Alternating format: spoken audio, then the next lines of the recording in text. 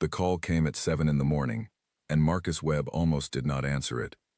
He was standing at the kitchen counter in a shirt he had ironed 3 times because the collar kept folding wrong, and Lily was at the table behind him eating cereal she had poured herself, because he had been too distracted to do it for her, and the apartment smelled like burnt toast, because he had forgotten about the bread in the toaster again. The phone buzzed against the counter. Unknown number. Houston area code. He answered it. The voice on the other end was a woman. Calm. Precise. She introduced herself as Dana Cole, executive assistant to Elena Voss, and she said that Ms. Voss had reviewed his application and would like to meet him at 11 o'clock that morning at the Voss Capitol building on Westheimer Road.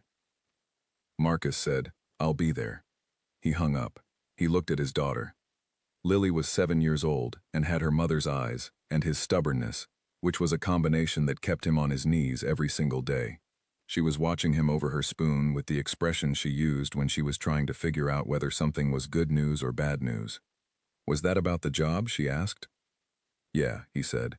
"I have an interview." "The driving job?" "Yeah." She went back to her cereal. "You should wear the blue tie," she said. "You look serious in the blue tie."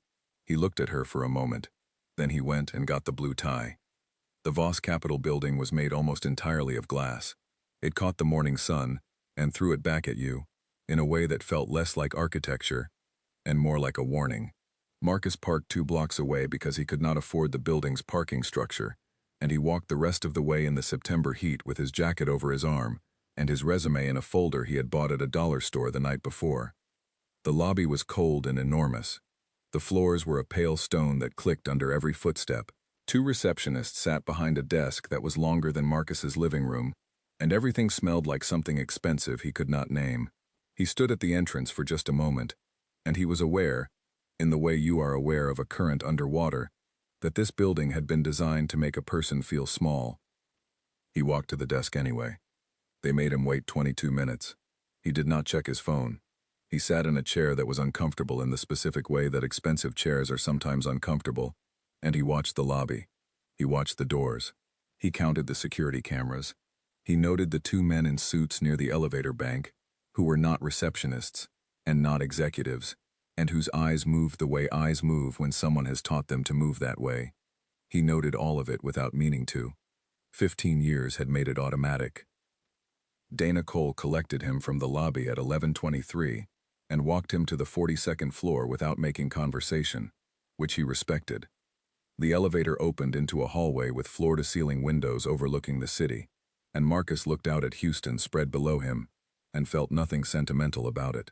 He had grown up 40 minutes outside this city and left it at 19 and come back to it at 36 with a daughter, a duffel bag, and a discharge certificate. And the city had neither welcomed him nor pushed him away. It had simply continued existing, indifferent, which was honestly more than he had asked for. Elena Voss's office was at the end of the hallway. She was on the phone when Dana let him in, and she held up one finger without looking at him. He sat down across from her desk and waited. She was somewhere in her mid-30s, and she was wearing a charcoal blazer, and her hair was pulled back in a way that looked effortless, and probably was not. The desk between them was almost completely clear. 1 laptop, 1 glass of water, 1 file folder. He had the feeling, sitting across from that desk, that everything unnecessary had been removed from this room a long time ago. She finished the call. She set the phone down. She looked at him. She did not look at the resume folder in his hand. "Tell me about your last 2 years," she said. He told her. He kept it clean. Honorable discharge from the Navy after 15 years of service. Moved back to Houston to be closer to his daughter after the separation. Worked a security consulting contract for 8 months that ended when the company restructured. 3 months driving for a car service before the company went under. Currently between positions. She listened without interrupting. When he finished, she was quiet for a moment. "The security consulting," she said. "What kind?" "Private clients. Risk assessment. Advance work for a few corporate executives traveling in higher risk environments." "Overseas?" "Sometimes." She looked at him the way people look at things they are deciding the value of. Not unkindly, just directly. "Why driving?" she asked. "Why not go back to security full-time?" He thought about Lily eating cereal she had poured herself.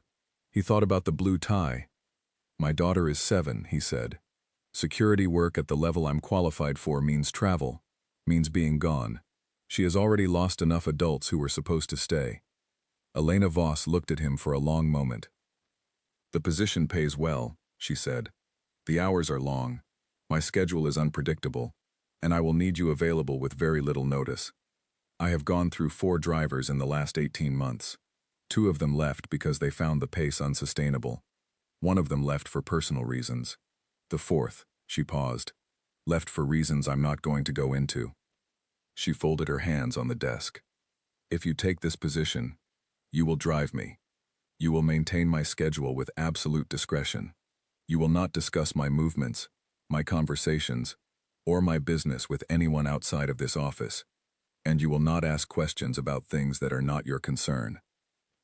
"Understood," Marcus said. "One more question," she said. She leaned forward slightly. "Why did you leave the Navy?"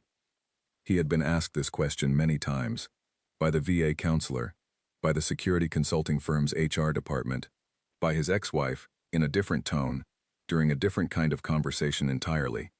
He had different answers for different rooms.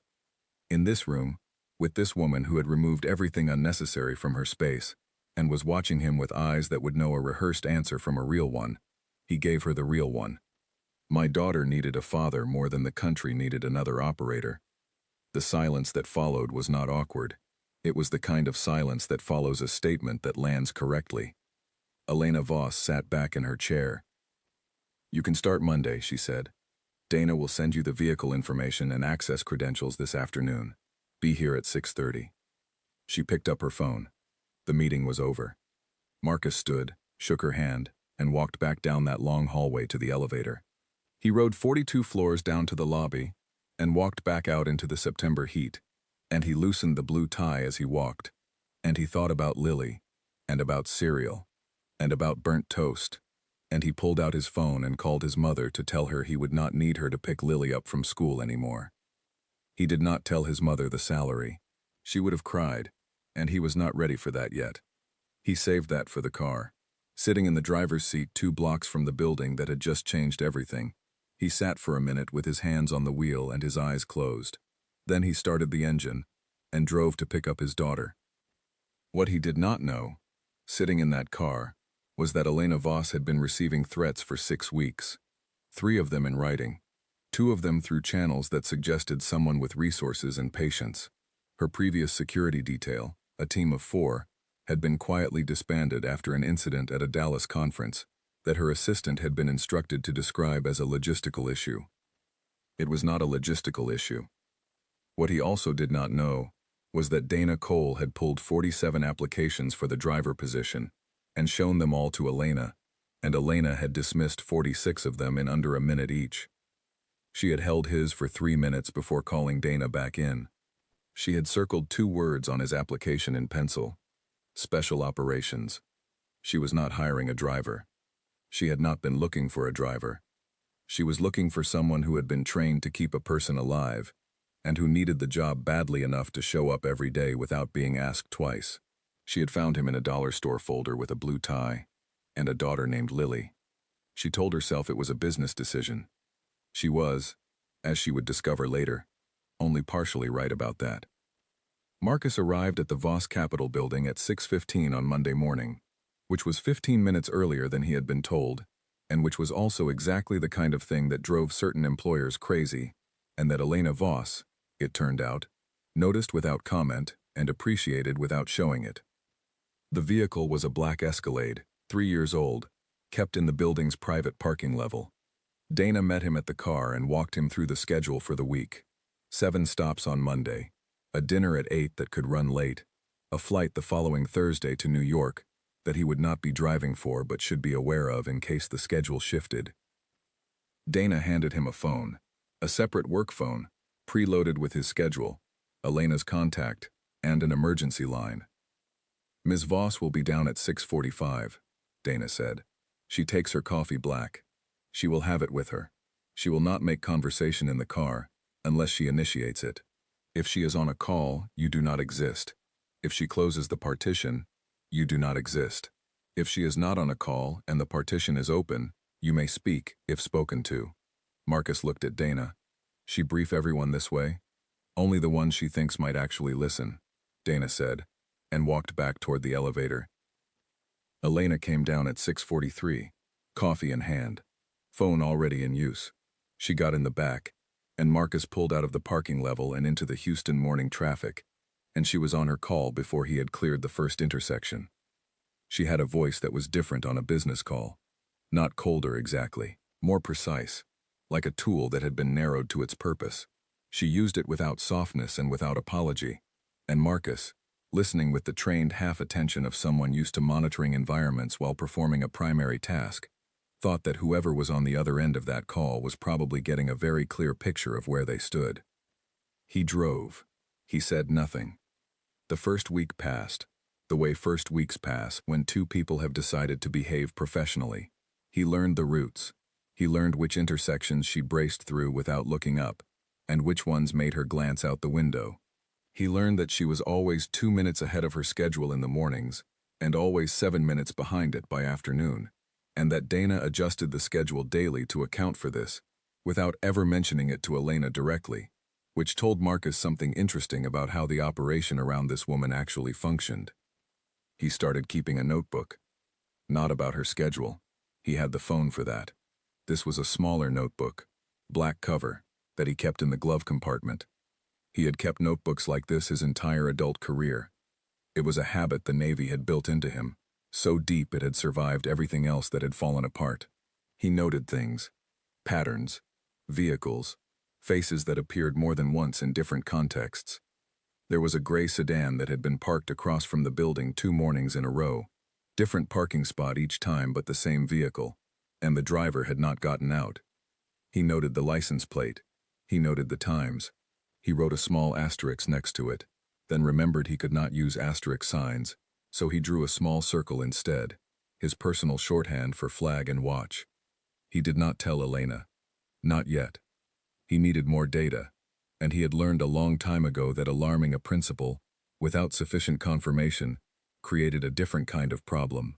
People who were frightened made decisions from fear, and fear was one of the most dangerous environments a person could operate in. He continued to drive. He continued to watch. The shift happened in the second week, and it happened because of Lily.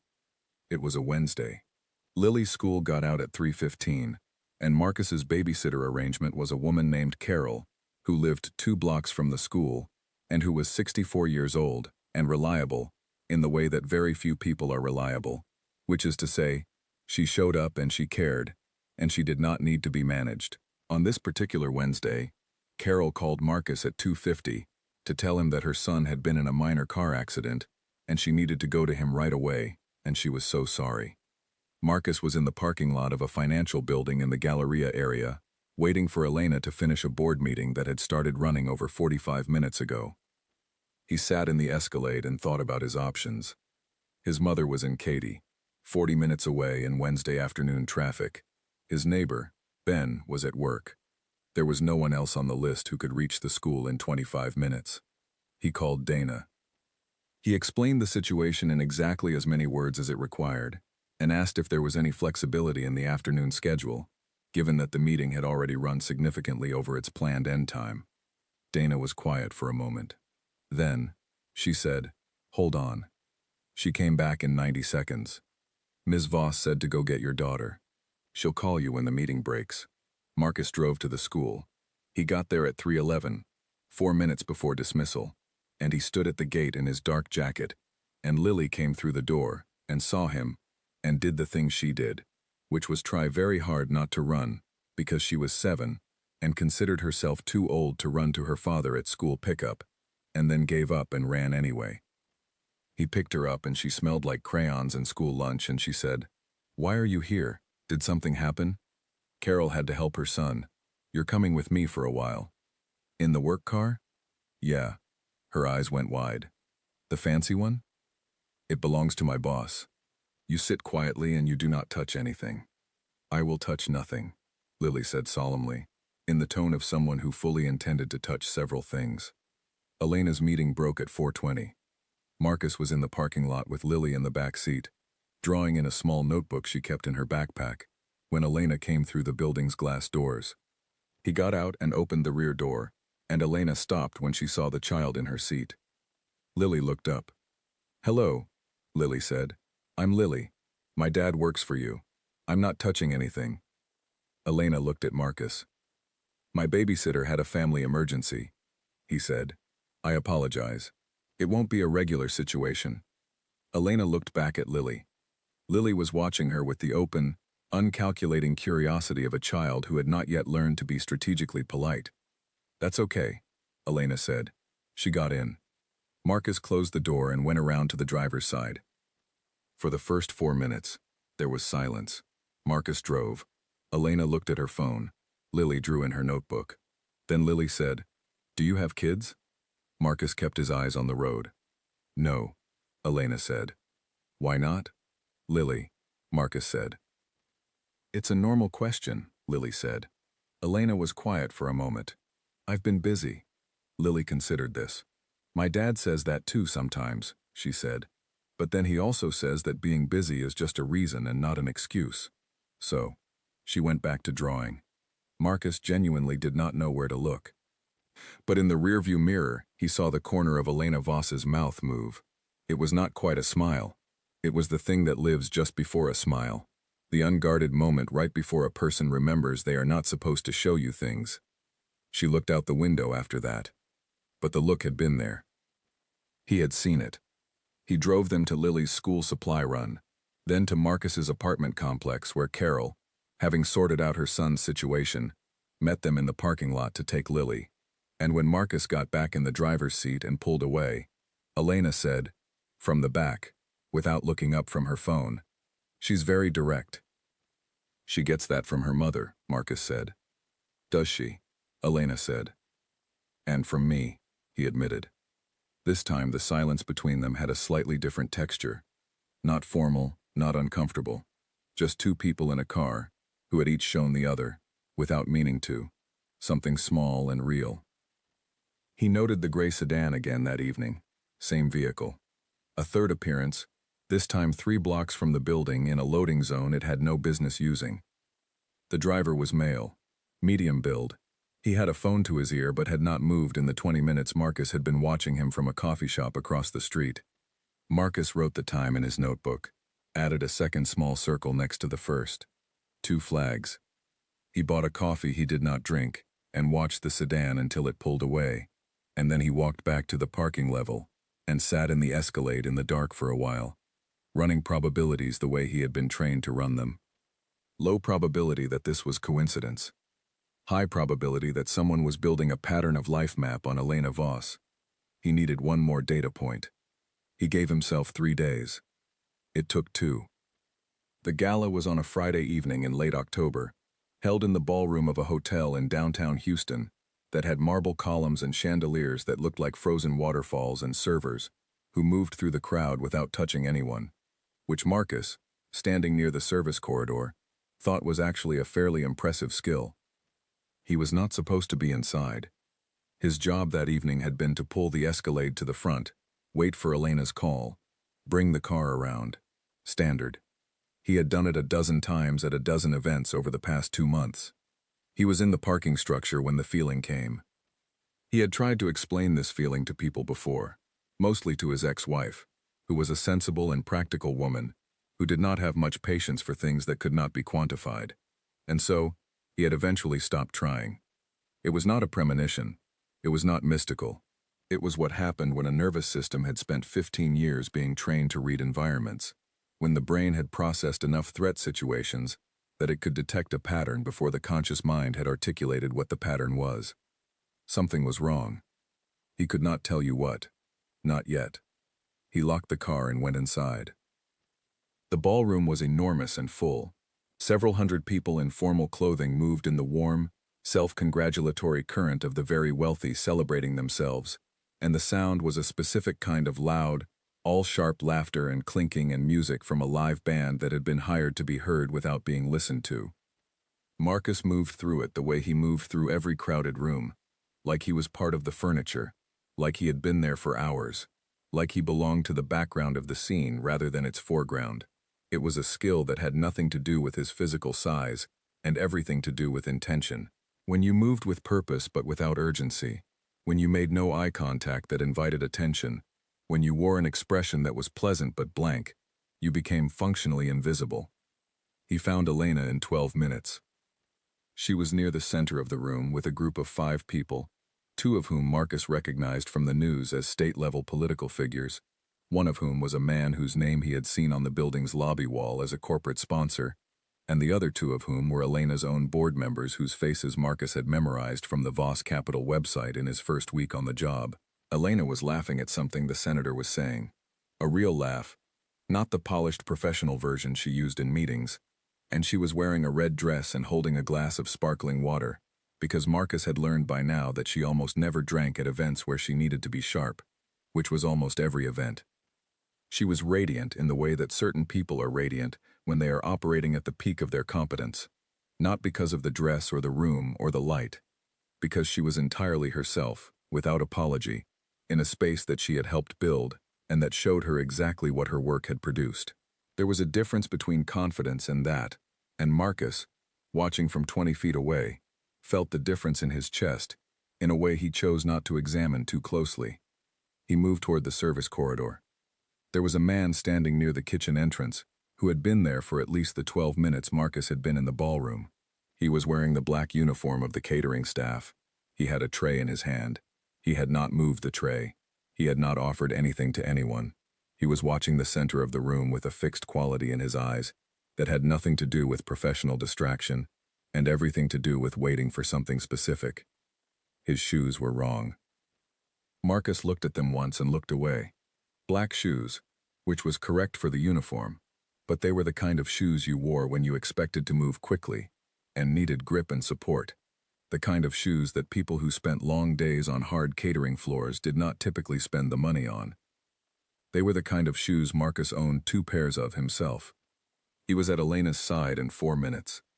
He came from her left, slightly behind, and he put his hand on her elbow so lightly that she turned without startling, and when she saw his face she read it the way he realized she had been reading it for 2 months, directly, quickly, without performance.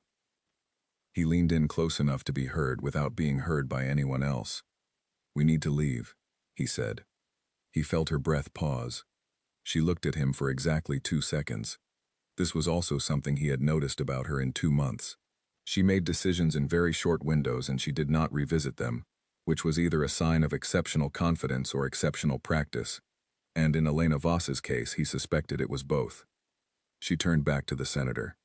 "Please excuse me," she said, with the warm, unhurried tone of a woman who was leaving, because she chose to, and not because anything was wrong.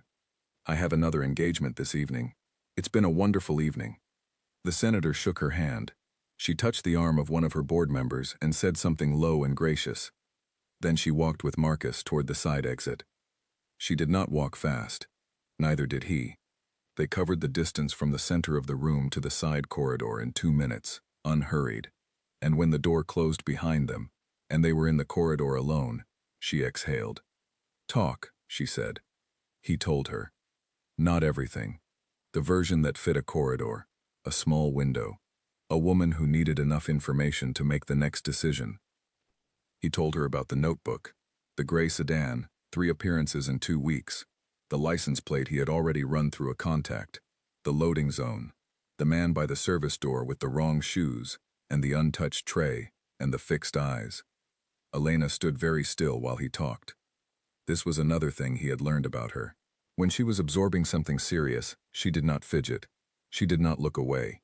She stood exactly as she was standing now, shoulders level, face composed, eyes on his, and you could not tell from looking at her what was happening underneath. But if you had been watching her for 2 months and you knew what her baseline looked like, you could tell that something in her was pulling taut. "How long have you known?" she said. "Known with confidence?" 3 days, he said. "Suspected?" "Since the 3rd week." She let the words land. She did not thank him. She did not ask why he had not told her sooner. She was running the calculation the same way he had run it. Because she was, he had long since understood, Someone who had spent her entire life being the most prepared person in any room she entered. "The sedan," she said. "The plate. What did you find?" "Registered to a holding company out of Dallas that doesn't have a verifiable operating address. I'm still running the thread." She nodded. "And the man inside?" "Still there, as of 12 minutes ago. He hasn't moved." She absorbed that. "Who else knows?"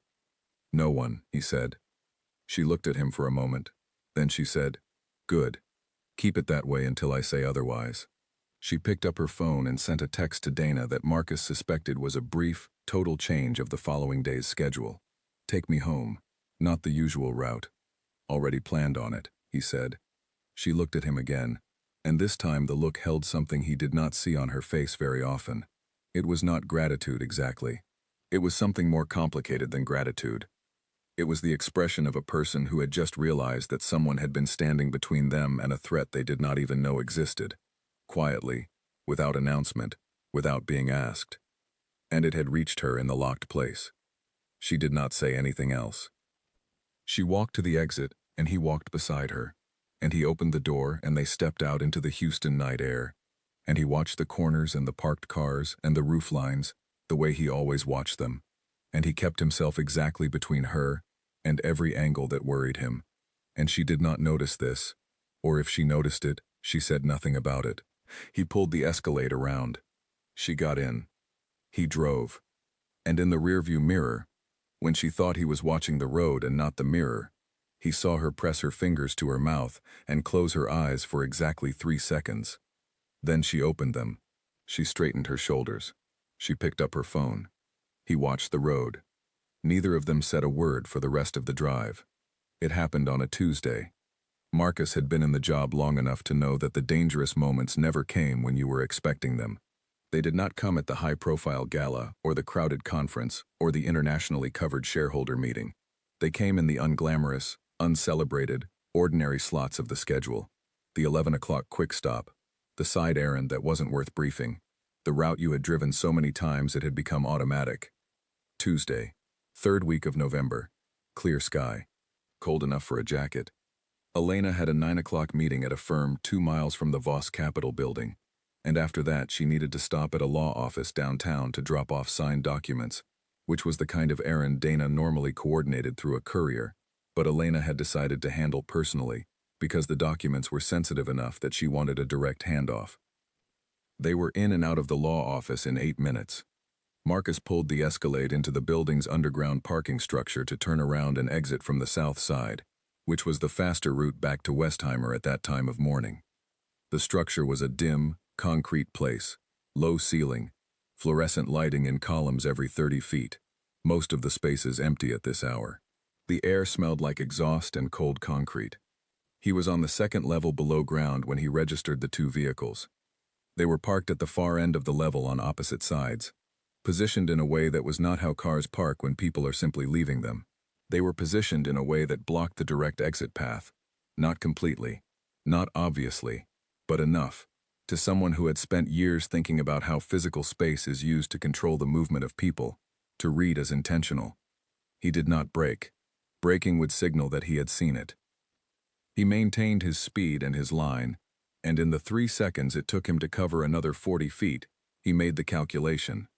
If he tried to reverse back up the ramp, he lost speed, lost position, and the ramp was too narrow to move fast. If he continued forward to the exit, the gap between the 2 vehicles was enough to push through, but only if he committed fully and immediately. "Elena," he said. His voice was level. "I need you to stay down below the window line. Do it now." There was not a moment of hesitation from the back seat. He heard her move. The 2 men who stepped out from between the parked vehicles were not wearing masks, which told Marcus something about their confidence and something about the short-term nature of their plan. They were moving toward the Escalade from the front left and front right, and a third had appeared in his side mirror from behind, coming down the ramp. 3. Marcus had a window of about 4 seconds in which the situation was still fluid. He used 3 of them to put the Escalade into reverse and punched the accelerator hard enough to close the distance to the man behind them before the man had anticipated it, which meant the man went from blocking the ramp to urgently needing to not be behind a reversing 3-ton vehicle, which meant the ramp behind Marcus was clear. He shifted forward. He aimed for the gap between the two vehicles. He did not slow down. The Escalade's right front corner caught the vehicle on that side, and it was loud and jarring, and Elena made a sound from the back seat, and then was silent again, and then they were through the gap, and Marcus took the exit ramp fast enough that the vehicle leaned into it, and they came up out of the structure, and into the cold morning light, and Marcus drove 3 blocks before he pulled over in front of a pharmacy, and put the vehicle in park and turned around. Elena was on the floor of the back seat. She was looking at him. Her face was very still, both hands pressed flat to the floor, eyes on him. "Are you hurt?" he said. "No," she said. "Are you?" He checked. "No." "The men," she said. "Gone?" They weren't expecting the vehicle to push through. She sat up slowly from the floor and back onto the seat. She smoothed her jacket with both hands, which was a gesture he recognized from 2 months of watching her as the thing she did when she needed a moment to pull herself back into her own composure. He looked at her hands when she stopped smoothing. They were not shaking. His were. He looked at his hands on the wheel and they were steady, the way they had been during those 40 seconds in the parking structure, the way they had always been when there was something to do. And now that there was nothing left to do, now that they were on a lit street with people walking past and a pharmacy on the corner selling cough syrup and birthday cards, now his hands were shaking with the effort of having been steady when it mattered. He pressed them flat to the steering wheel. Elena was watching him. "Marcus," she said. He looked up at the mirror. "You knew," she said. "Before we even went in there, you knew something was wrong with that structure." "I saw the vehicles when we entered," he said. "The positioning wasn't natural. And you still went in. I calculated that stopping would have flagged our awareness and reduced our options. Moving through was the better play." She was quiet. "You could have told me," she said, "before, so I could have prepared." "You had about 3 seconds to prepare," he said. "I needed all of them." She held his gaze in the mirror for a long moment. Then she reached into her bag and pulled out her phone. She called Dana first, then a number Marcus did not recognize, and when the second call connected, she gave a precise, factual account of what had happened: the location, the timing, the descriptions of the 3 men, her own current location, without embellishment, and without a single waver in her voice. When she hung up, she looked at him again. "The police will meet us at the building," she said. "Understood." "And Marcus?" "Yeah. I'm going to need you to tell me everything that's in that notebook," she said. "All of it. Every entry. From the beginning."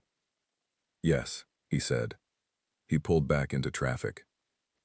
His hands had stopped shaking. And in the mirror, Elena Voss, who had been alone in the specific way that comes from having built everything yourself, and trusted no one with the full picture, looked out the window of the car and said nothing for the rest of the drive. But she did not look, Marcus thought, like a person who was alone. Not exactly. Not anymore. The story reached the local news on Wednesday morning, and the national news by Thursday afternoon. By Friday, it was the kind of story that certain television programs wanted for their weekend editions, the kind with a clear shape and a satisfying set of contrasts. Broke single father, billionaire CEO, parking structure, Navy SEAL, rescue. It was also, like most news stories, only partially true. The true parts were the facts. Marcus Webb, former Navy SEAL, employed as personal driver and security for Elena Voss, CEO of Voss Capital, had prevented an attempted kidnapping in a downtown Houston parking structure on the morning of November 19th. 3 suspects. Marcus was unharmed. Elena was unharmed. What the stories did not capture, because it was not the kind of thing that transferred to a news segment or a morning program, was what happened in the weeks that followed.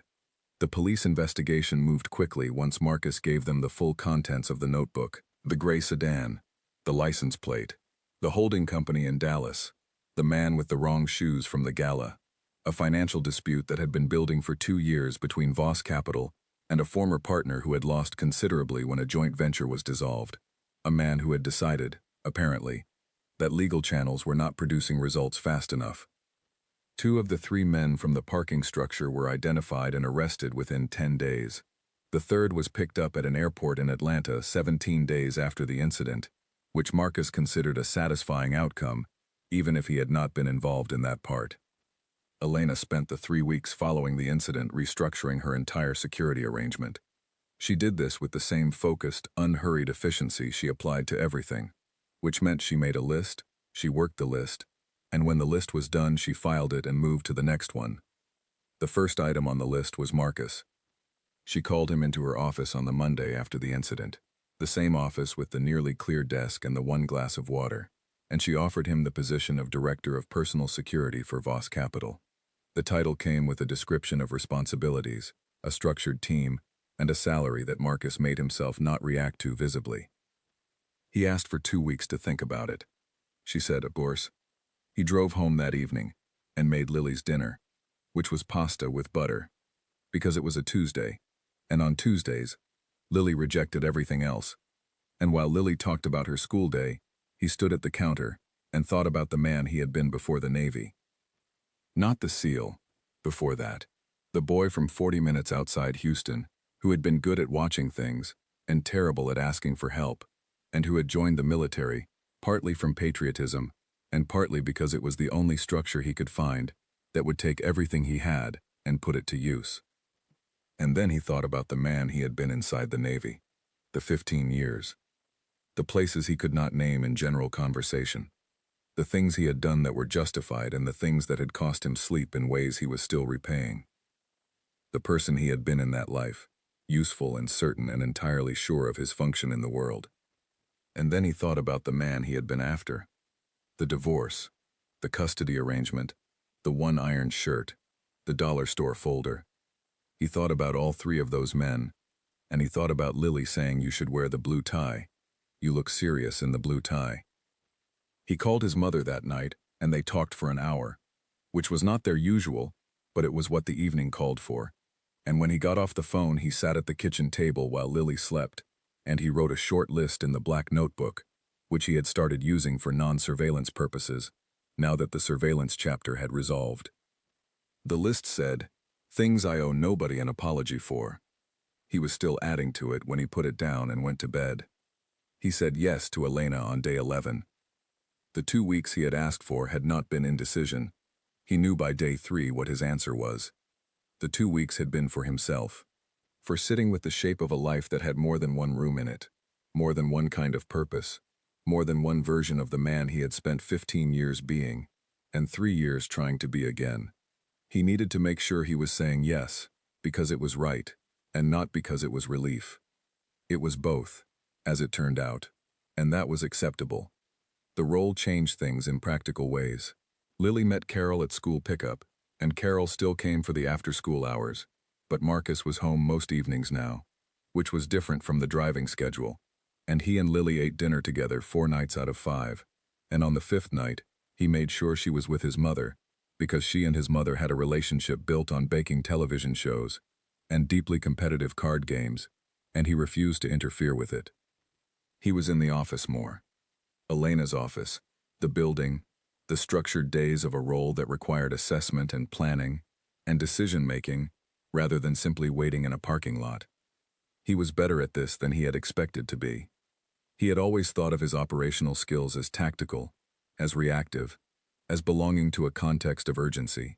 He found, in the work of building and managing a security infrastructure for a woman who ran a significant financial operation, that those skills translated further than he had thought, that the same mind that read a parking structure also read a corporate threat matrix, that the same patience that had held him still in a surveillance position for 6 hours held him in a planning meeting while 3 people argued about something he had already solved. Elena noticed. She did not say so directly, because she was not a person who narrated her observations. But she started including him in conversations that were not strictly within his job description, asking his read on certain situations, his instinct on certain people. He gave his honest assessment every time and she listened every time, which was not something he had experienced frequently in rooms with people who held more institutional power than he did. They were professional. They were completely professional. There was an afternoon meeting in early December where they were the only two people in the conference room, going over the revised security protocols for the New York trip that had been delayed and rescheduled twice following the incident. And Marcus was pointing out a gap in the proposed route at a specific location, and Elena leaned in to look at the map, and her shoulder was against his, and neither of them moved away from it, and the meeting continued for another 40 minutes, and neither of them mentioned it. Marcus drove home that evening and thought about a lot of things that he then systematically declined to think about. This approach worked for approximately a week. Lily met Elena for the third time on a Saturday in mid-December. Marcus had needed to drop off a revised document at Elena's building, and Elena had texted to say she was working from home that weekend, and gave him the address of her apartment rather than the office. He brought Lily because his mother was visiting her sister in San Antonio, and it was a short errand, and Lily had been told several times that she was not a child who required constant supervision, which she took very seriously. Elena's apartment was not what Marcus had expected. He was not sure what he had expected. Something harder, maybe. More like the office. The apartment had books on actual shelves. Not decorative books, but read books. Spines broken and some with paper tucked into them as markers. There was a plant on the kitchen counter that had been there long enough to need a bigger pot. There were 2 mugs on the drying rack, which struck Marcus as oddly ordinary. Lily walked in and turned in a slow circle, taking it all in, and said, "It smells like a library, but nicer." Elena handed Marcus the document, and Lily asked if she could look at the books, and Elena said yes, and Lily went to the shelves and began reading Spines aloud in a low voice, which was a thing she did, and the 2 adults stood in the kitchen and spoke briefly about the document, and then ran out of document to speak about. There was a silence. "She's been asking about you," Marcus said. Elena looked at him. "What has she been asking? Whether you have friends? Whether you like board games? Whether you've ever eaten cereal for dinner?" Elena was quiet for a moment. "What did you tell her?" "I told her I didn't know," Marcus said, "on all 3. Elena looked toward the bookshelf where Lily was now pulling out a volume about deep-sea animals and examining it with the gravity of a small academic. "I have a few friends," Elena said. "I don't know how to play any board games. And yes," she said, "I have eaten cereal for dinner. More times than I would put in a professional biography." Marcus looked at her. "Cereal for dinner is an honorable tradition," he said. She looked at him. And the thing that had been in the locked place, the thing that had rattled its door the day Lily told her that being busy was a reason and not an excuse, moved again. "Marcus," she said. "Yeah." She looked at him for a moment with the same directness she had looked at him 11 months ago, across a cleared desk, when he had told her his daughter needed a father more than the country needed another operator. "I don't really know how to do this," she said. "Any of this. The part that isn't work. I don't think either of us does," he said. "That's not a great starting point," she said. "No," he agreed, "but it's an honest one." Lily appeared between them, carrying the deep-sea animal book, looking up at both of them in turn, with the frank assessment of a child who has walked into a room where something has shifted. "Are you two having a moment?" she asked. "No," Marcus said. "Yes," Elena said at the same time. Lily considered this information. She looked at Elena. "Do you want to know what a blobfish looks like?" she said. "Because I feel like you need to see this." Elena Voss, CEO, looked down at the 7-year-old holding the book with the fish on the cover, and she laughed. A full laugh, not the polished version. The real one, the same one Marcus had seen once across a ballroom before everything happened. "Show me," Elena said. They sat on Elena's floor for the next 2 hours. Lily held the book. Elena asked genuinely interested questions about deep-sea creatures, that Lily answered with the authority of someone who had been reading about animals since she was 4. Marcus sat on the carpet and drank coffee that Elena made without asking if he wanted any, and watched the 2 of them, and he thought about load-bearing walls, about the things that hold a structure up without anyone seeing them, about how you do not always know what has been keeping you standing until you see it from the outside. The months that came after were not a clean arc. There was an argument in January about Lily's school schedule that became, with the reliability of arguments between 2 careful and private people, about something else entirely, about the fact that Marcus had made a decision about his daughter's after-school arrangements without thinking to mention it to Elena, and Elena had offered to help with something Marcus had not asked for help with. And neither of them had said what they meant, because saying what you meant was the specific skill that both of them had spent years deciding they did not need. The argument ended with Elena buying the wrong kind of juice boxes, because she had looked up what juice boxes a 7-year-old might want, and bought the ones with the highest ratings online, which were an organic brand with no added sugar, that Lily accepted with polite disappointment, before quietly going back to asking her father for the ones with the cartoon animals on the front. Marcus found the organic juice boxes funny. He laughed about it in his car on the way home, the first time he had laughed without a specific reason in a long time, and the laugh felt like something that had been stored in a pressurized container, and finally found a release. He texted Elena when he got home. The text said, "She wants the ones with the animals." Elena's reply came 3 minutes later. It said, "Noted. Also, I looked it up, and the animal ones are actually fine nutritionally. I overcomplicated it." Marcus looked at his phone. Then he typed, "You've been overcomplicated since the interview." A pause. Then, "You've been watching the exit since the lobby." He stared at that for a moment. Then he typed, "Fair." Spring came the way Houston springs come, sudden and warm and smelling like rain, and Marcus Webb, who had walked into a glass tower 10 months ago with an ironed shirt and a dollar store folder and a daughter who told him to wear the blue tie, was not the same man who had walked back out. He was not sure he could name exactly what was different, which was fine, because he had learned a long time ago in circumstances far more demanding than this one, that you do not always need to name a thing to understand its value. He knew what was load-bearing. He knew what had been holding the structure without being seen. On a Thursday evening in April, ordinary Thursday, no occasion, no reason, except that Lily had asked if Elena could come for dinner, and Marcus had texted Elena, and Elena had said yes, and shown up at 6:30 with a bottle of sparkling water for herself, and the correct juice boxes tucked under her arm. They ate together at the table in Marcus's apartment. The apartment that smelled like burnt toast some mornings. That had one iron shirt still at the back of the closet.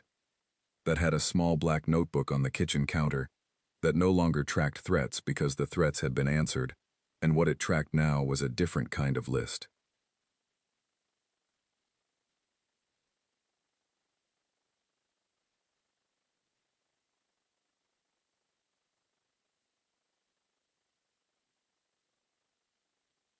Lily told a joke that did not make sense. The punchline had something to do with a penguin and a library card, and she lost the thread halfway through and started laughing before the ending, and Marcus and Elena both laughed at the lost ending, which was better than the joke would have been anyway. Marcus looked across the table, at the woman who had hired him when he was out of options, at the woman who had almost been taken from a parking structure on a cold Tuesday morning, at the woman who had sat on her apartment floor for 2 hours learning about blobfish because a 7-year-old asked her to, at the woman who bought the wrong juice boxes and then looked up the right ones and was too direct to pretend she hadn't. He thought about what she had said in her kitchen. "I don't really know how to do this. Any of this. The part that isn't work." Neither did he. But they were doing it anyway. Imperfectly. With significant backsliding and the occasional argument about juice boxes. With two people who had both learned, at cost, that being needed was not the same as being wanted, and that being protected was not the same as being known, and who were figuring out, slowly and without a manual, that it was possible to be all of those things at once if you were willing to stay in the room when it got difficult. Lily was still laughing at her own joke. Elena looked at Marcus. He looked back. Neither of them said anything. They didn't need to.